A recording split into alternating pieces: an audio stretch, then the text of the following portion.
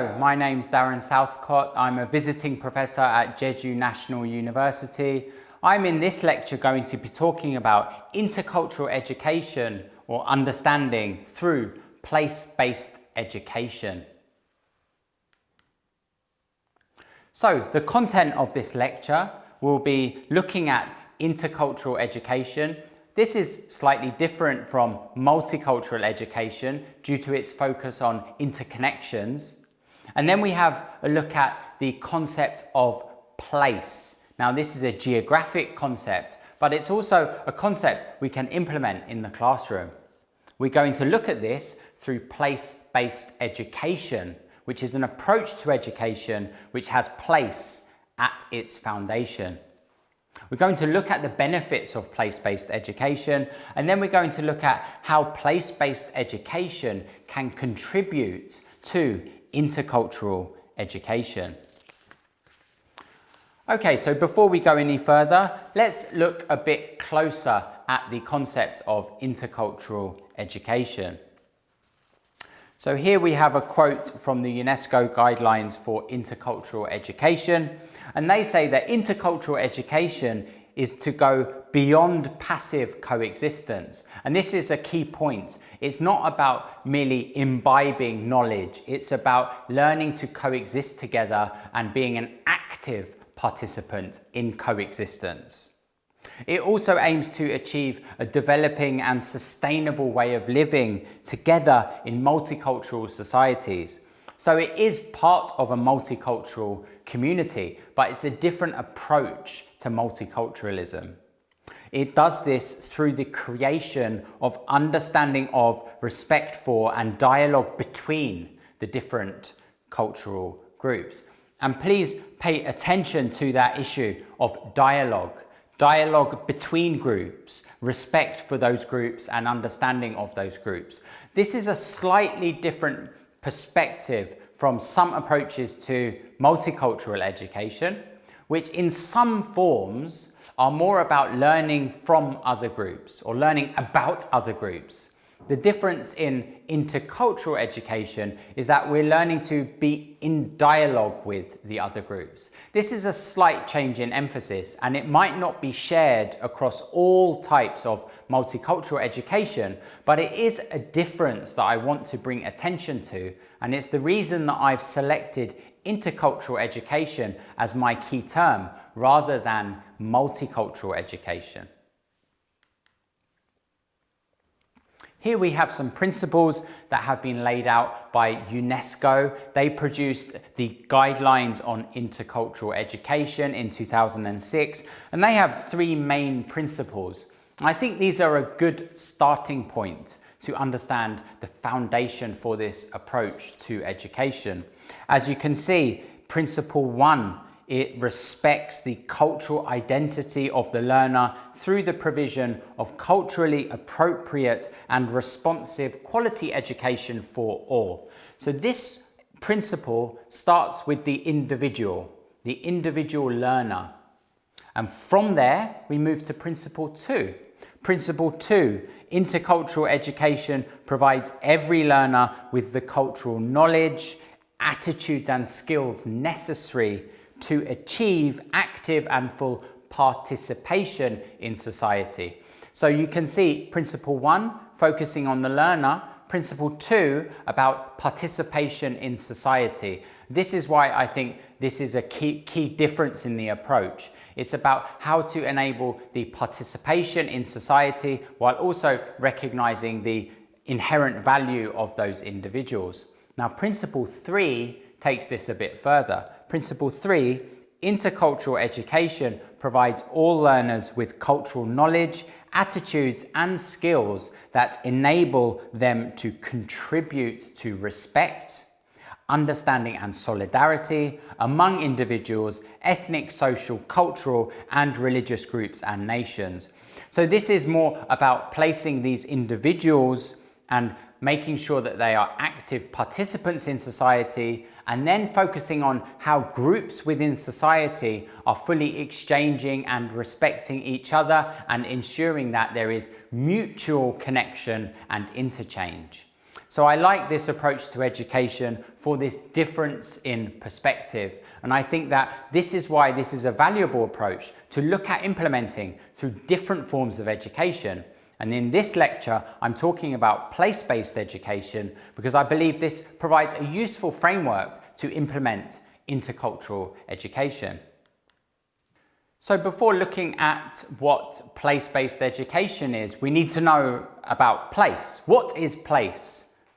This is a very common word. We all understand the meaning of place. It has a very straightforward meaning. Here we can see it's often referred to as a situated, objective, spatial area, such as a home, a position or a point. This is a common objective, spatial and material meaning for place. Here I've used the image of a map on a smartphone. Now this is quite useful to show how most of us think of place. It's a location, it's dislocated, it's objective, it's not an emotional connection, it's a spatial objective representation somewhere on a map, somewhere that is outside of an individual. It's a very objective meaning to place. Now this is just a very common understanding of place, but it's very different from how we talk about place in human geography. And this is why I want to look at place-based education, because place in the geographic sense is somewhere that is much less spatial and more experiential and phenomenological. It's something we experience through our senses, our feelings, our histories, our embeddedness in a local area, our experience of the landscape, of the connections around us, of the people around us.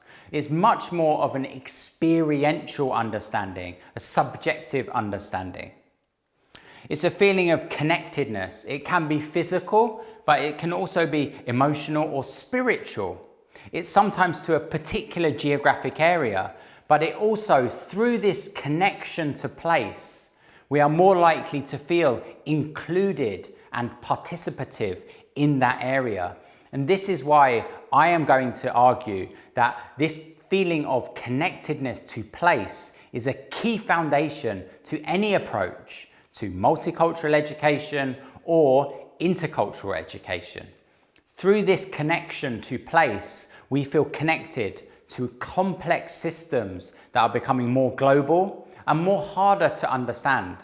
So through this connection, I want to argue we can foster a more inclusive, intercultural and multicultural society.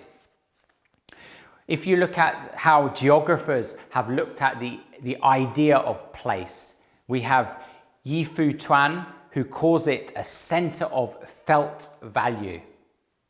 Also, Edward Relf calls it one of the significant centers of our immediate experiences of the world. So I hope you can see how this concept can be really valuable when we're looking at issues within multicultural societies. What are the kind of problems faced in multicultural societies?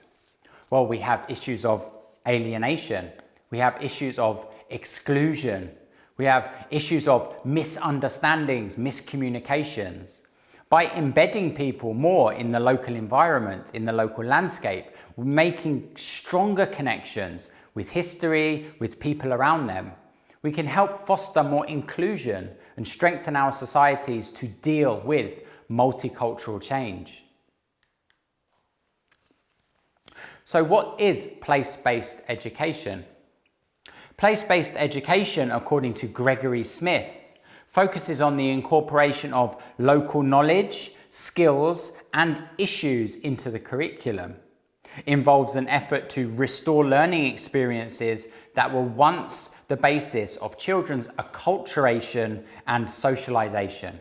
Now, in a globalized world, in an increasingly modernized high technology world, we are more and more dislocated from the environment around us. We spend more of our times in schools, in study rooms, in offices, and we spend less and less time with the people in our local environment. We spend less time in the local landscape. We spend less time getting to know local heritage, spending time in nature. So we're being disconnected from the landscape around us and the meanings in the landscape around us. And I want to argue that enabling people to reconnect to the local landscape is one of the most important ways of fostering inclusion, because there is nothing more democratic than the natural environment that we all depend on equally. So I'd like to argue that through place-based education that is sited in the landscape, people from all cultures are able to fully participate, and that can help us build strong, resilient societies that have strong communities that are fully inclusive. So let's look at some of the characteristics of place-based education. Here you can see the top one there, which is a key issue we are facing in our globalized societies, and that is being an antidote to apathy and alienation. Increasingly, in a globalized world, we are talking more about alienation, apathy, disconnection, exclusion. Place-based education, it combats all of these things. And so I think that we can't overlook it as a valuable tool in building a multicultural society. I'm not saying this is the only approach to intercultural education, but I am saying it's a really valuable tool that we would be silly to overlook when we are looking at building intercultural education and multicultural education within our schools, within our communities. Here we have immersion in local heritage, cultures, landscapes and experiences. If we can connect people to the areas around them, the landscapes, the histories, the heritages, then we increase the connection with that land and with the people in it. And that enables individuals of all cultures to feel that connection and build resilience within the community. We need to build understanding and connection. I think that disconnection is a key word that we hear a lot about following the changes of globalization. It happens in Jeju Island as well as everywhere around the world, as people feel disconnected from a globalizing culture, a globalizing system they feel distant from. And the best way to combat this is to feel deeply connected to your own landscape and understand how those global systems are changing your local landscape, connecting the local to the global. Affiliation with communities and regions. Wherever you come from, you're going to want to feel connected to the people who live in your area. This is not to do with multicultural or intercultural. This is a universal that we need to feel connection with people around us. This also affects generational change, as younger generations are disconnected from older generations. So I want to show how place-based education enables us to re-strengthen those connections. And this can help for a variety of values that we hold dear in our society. It can be the foundation for the whole curriculum. We don't learn about nature in the landscape. We learn about science, maths, art, geography, literature, history. All of that is within the landscape. It just depends how we approach it. We use different approaches to learn about different subjects. Through studying the natural world, we can also study maths or science, literature, and various subjects. It's interdisciplinary, and that's why it can be built into the whole curriculum. Again, the focus is on action. How are we going to make change makers and leaders? Through enabling a strong sense of connection to local landscapes and histories and heritage. I believe you enable people to go out into the world and make changes anywhere across the globe. It's about connecting them first to where they actually build their community, and from that, that's a platform for global change. These people are going to go around the world and be the global leaders of tomorrow. But we can ensure that they are rooted in their local communities before they do that. Personalized, authentic, meaningful, and engaging learning. Every individual approaches the landscape in a different way. It's not in a textbook. It's not an objective or distanced piece of knowledge that they cannot subjectively connect to.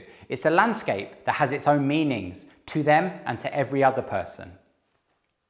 Develops collaborative problem-solving skills. So we go as a team, we work together to solve problems in the local community, environmental problems, pollution problems. It can be related to community problems. It can be approached in various different ways. Finally, it cultivates responsibility for the environment. As we know, the environment is the foundation for any problem we seek to solve in the community. This goes for multicultural issues as it does for economic issues. We always have the environment as our ultimate foundation. And so developing respect for that has to be at the foundation of any approach to education. So, place-based education is powerful. It connects us to the landscape in ways that other approaches to education don't. Walk into a classroom, it's a sterile environment. Walk into the landscape, you come alive. You feel the strength of nature, of the historical heritage you see all around you. It really connects you back to the area where you live in your community. It's personal. You bring your own meaning to the landscape. It's not a textbook that has been mass produced. It's a landscape that you all experience in different ways. It's engaging. You move into the landscape and you feel it, you touch it, you smell it. It's not, again, a sterile environment that has no connection to you as an individual. It's inclusive. Hopefully, no one is excluded from the landscape. We can all access it. We can all look at it and reflect on it in our own ways. It's expansive. It connects us to a global system of change. Looking at just a woodland in our local environment can help us understand global processes of change by understanding what is happening to that environment. It's cross-disciplinary. As I mentioned, we can look at various subjects through the landscape. We can look at maths, nature, literature. It really has endless opportunities for various academic subjects. So I think that place-based education is the ideal foundation, and I'm going to look at some examples of how we can implement intercultural education through place-based education in the remainder of the lecture. So let's look at some of the inherent links between place-based education and intercultural education. Place-based education promotes inclusion and understanding of difference. Intercultural education promotes empathy and engaging with that difference. So we can use place-based education to practice intercultural education. They share the same foundation, this understanding of difference, placing local areas within a global context, placing individuals within global systems. So I think they're really valuable and they complement each other. Eldering and Rothenberg state that intercultural education focuses on reality of difference in society through the impacts of globalization. And I think there's nothing more important to place-based education than the impact of globalization on our local landscapes, on our communities, and on the environment around us. We can't fail to notice the effects of globalization on our communities without connecting the local to the global when we practice place-based education. So I think you can see that these links are really valuable, and they mean that we can practice both of these education approaches at the same time. Place-based education also explores how globalization has impacted the self and the landscape. How have we been affected by globalization? How has the landscape been affected by globalization? How does this put us within a global system that is connecting us with other locations around the world, with other people around the world, other places that have their own histories? What are the hidden connections within the landscape? So this is another key point. How can we use the landscape to uncover hidden global connections? Globalization is making these connections more and more clear, but all of our landscapes hide those global connections. I'll be looking at some examples in a minute. The focus for globalization is place. We don't engage with globalization anywhere else except place. Place is the only point at which globalization occurs. What I mean by this is globalization happens everywhere. Every place you go to around the world is being impacted by globalization. You can't escape globalization. It's a reality of life and it's affecting every single place in different ways. And it's important that we understand those effects in each of our localities, and that helps us to understand the changes, and also it helps us understand how we can start to change our reality. And for an intercultural perspective, this helps us understand why our societies are changing and how we can help them change and be more resilient. And finally, both place-based education and intercultural education foster experiences, influences, meanings, and connections with other people, places, and cultures. So you can see how this is about interconnection, and intercultural education is inherently about those interconnections. One of the key points that often is raised when we talk about globalization is disconnection. And intercultural education is about fighting disconnection, fighting alienation, fighting exclusion in our classrooms, in our communities, in our countries. It's about how we can build an inclusive society through intercultural exchange. Place and the concept of place-based education is inherently about combating disconnection. It doesn't matter where you are from, what your background is, where your ancestors came from, for you to be able to connect to the environment. There's nothing stopping you from being able to go out into nature and learning about the local landscape. What are the histories of that landscape, the heritage? What are the stories that are within that landscape? And I think that this is why it's such an important tool for intercultural education, because it connects people to the local landscape and it builds a point of reference for everyone within that landscape. David Orr, a renowned ecologist, asserts that we need to ensure that the global is rooted in the importance of place. As we change, as we globalize, place becomes more important because more and more of us feel disconnected. And that's increasing various forms of apathy, alienation, and to combat that, we need to reconnect with our landscapes. David Orr says, a great deal of what passes for knowledge is little more than abstraction piled on top of abstraction, disconnected from tangible experience, real problems, and the places where we live and work. In this sense, it is utopian, which literally means nowhere. So what I want to say is we need to make sure that education is about somewhere and also about someone. So place and intercultural understanding. There are 5 themes suggested by Gregory Smith for intercultural place-based education. This includes cultural studies, nature studies, real-world problem solving, internship and entrepreneurial opportunities, and introduction to community processes. These are at the heart of participation in the community, different ways of ensuring connection with people around us. Clifford Knapp states that place-based education is multidisciplinary and experiential.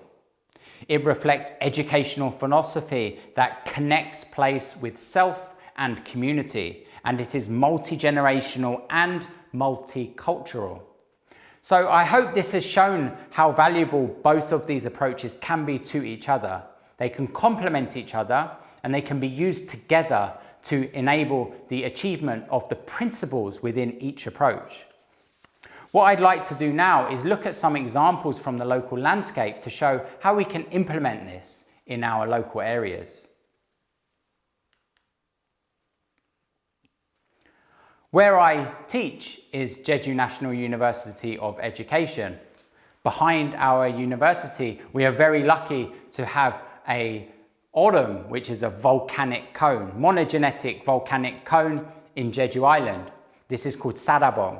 Now, I use this example to show all of our landscapes are full of teaching opportunities. So this is the view from Sarabong. We have here the ocean, we have a walking route here. This is a very perhaps everyday landscape. People walk here, people exercise here, but you dig a little bit beneath the surface and you can connect Sarabong to various locations and processes all across the world. And what I want to show is how we can use place-based education to increase understanding of global processes and the different effects of global histories upon our landscapes.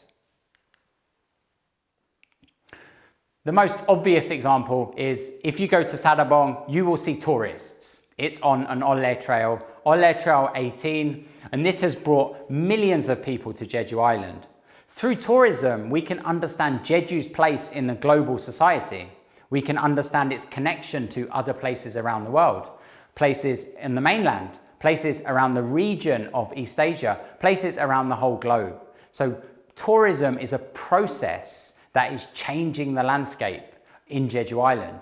And by understanding this process and understanding our landscape, we connect ourselves to these global processes and we can start to understand the changes our society is undergoing. Heritage. Now, I have taught for years at the university and very few students know that there is a World Heritage designation at Sarabong. At Sarabong, we have Chilmoridan Yongdungut, which is a shamanic ritual, which is designated by UNESCO as intangible cultural heritage of humanity.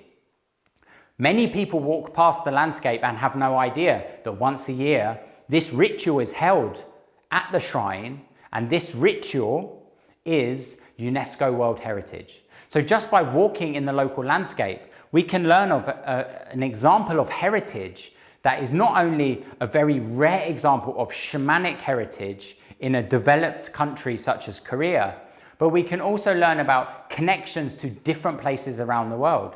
Where else do we see cultural heritage designated by UNESCO? What can we learn about those places? What does this designation mean for Jeju Island as Jeju globalizes? This used to be a persecuted tradition on Jeju Island. Now it is celebrated. What does that change mean for our communities and our landscapes? Geology. Jeju Island is a volcanic island.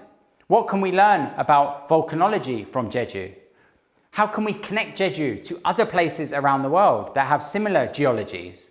We can connect it to Iceland in Europe and the volcanology there. We can connect it to Hawaii in the Pacific and their volcanology. We can understand more about Jeju's heritage and what it shares with other islands around the world and other cultures and other people by understanding its geology and how that geology impacted the landscape and the culture on the island. Water. Jeju Island has water flowing underground. It has aquifers that are some of the largest in the whole region. On Sarabong, there are water processing plants that we can use as an education tool to understand Jeju's water supply issues. We can understand Jeju's connection with the global water supply issue as well. We can use this as an example of how processes at the global scale impact Jeju at the local scale. We also have colonization. On Sarabong, there are caves. Those caves were established during Japanese colonial rule in the 20th century. Many cultures around the world have experienced colonization. We can use this as a teaching opportunity to understand other places experiencing war, other places experiencing colonization, and understanding the effects of colonization on society today.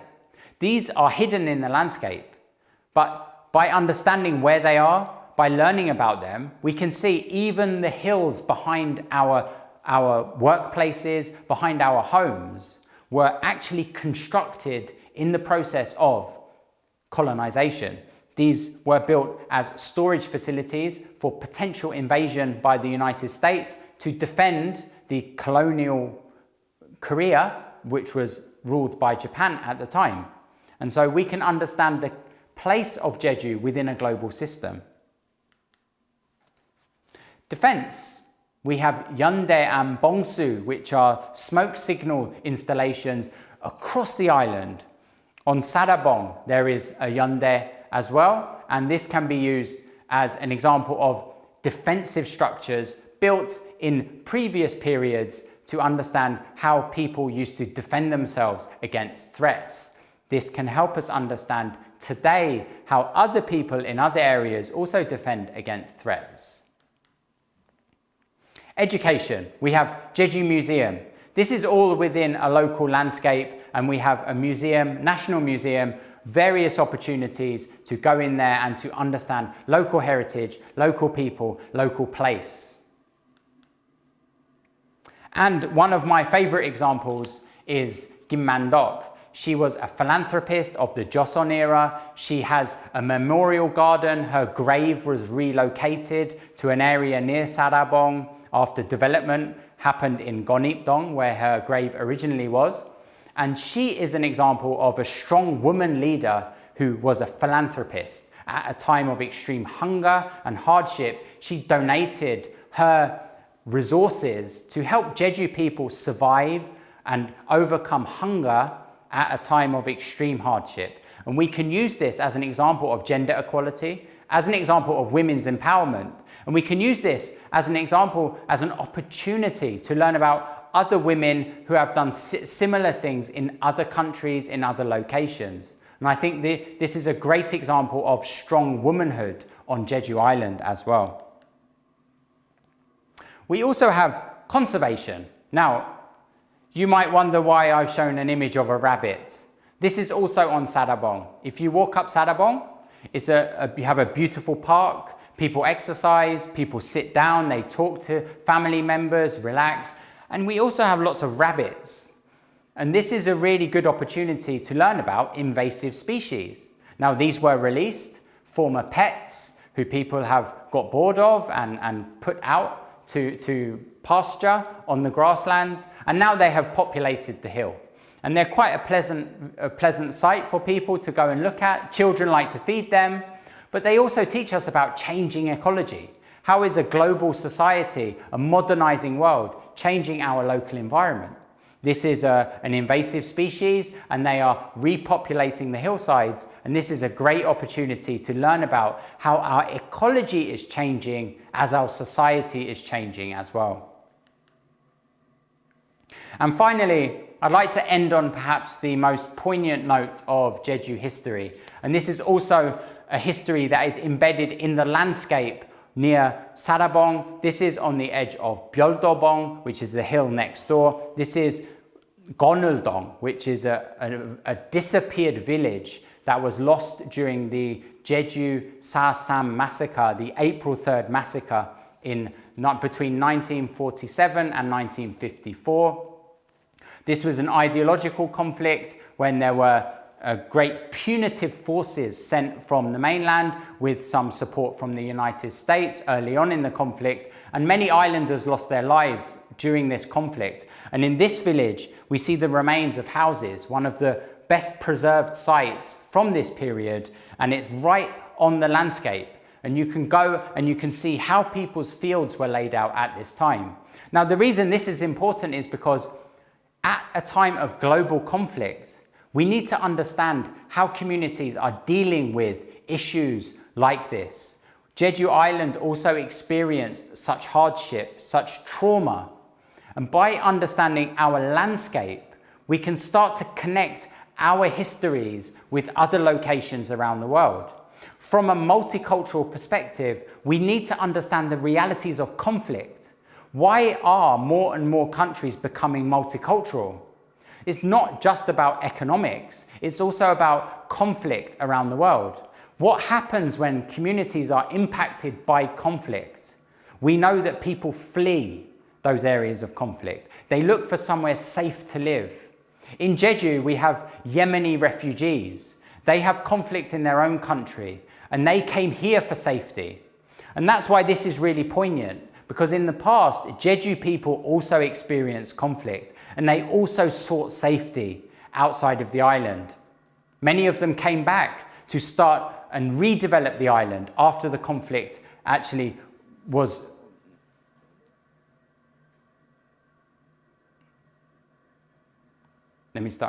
After the conflict died down, people came back to Jeju and helped to redevelop society. And I think that this is the perfect issue to think about how society is changing, how the world is changing, and how we can use our landscape to look at hidden processes of global change that we don't pay attention to. So I'd like to end on this and say that I think that looking at the landscape as an opportunity for place-based education, and through place-based education, we can realize the principles of intercultural understanding. I hope you enjoyed this lecture, and I hope you look at ways of implementing place-based education within your own contexts.